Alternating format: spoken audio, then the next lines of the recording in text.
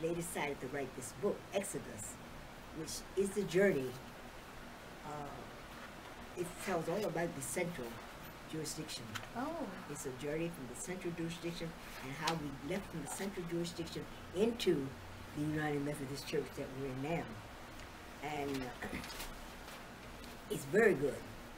But he had asked different ones, would they write articles telling what the transition has been from the central jurisdiction into what we are now, the United Methodist Church. And when he called me, I thought of what Roy always said.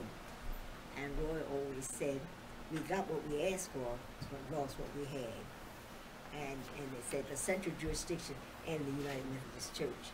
And it's by me, and I thought maybe some of the things that I had to say, provided that you just like to know that. And we use this book through the School of Mission. So it's been used all over in all the schools of missions and Puerto Rico, everywhere we had United Methodist Women.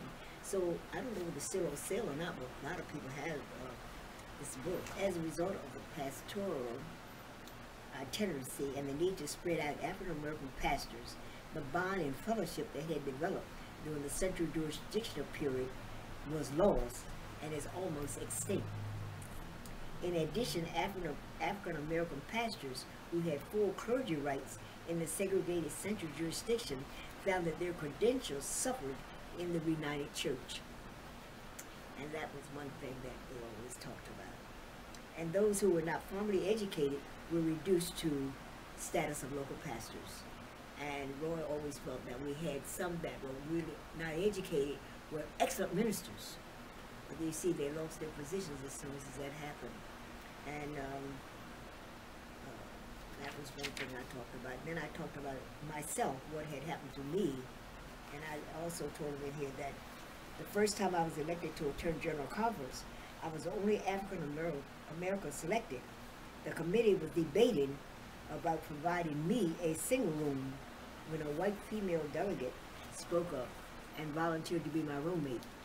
It was an isolated feeling to have my fate debated without regarding for my presence and my feelings, or the fact that my status was equal to that of the other people in the room.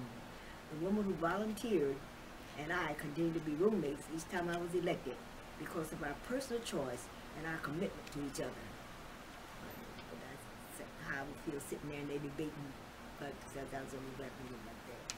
And I had another thing in here about a friend of mine. I feel that the racism which exists in the United Methodist Church calls ethnic minorities to compete against one another. And that is happening.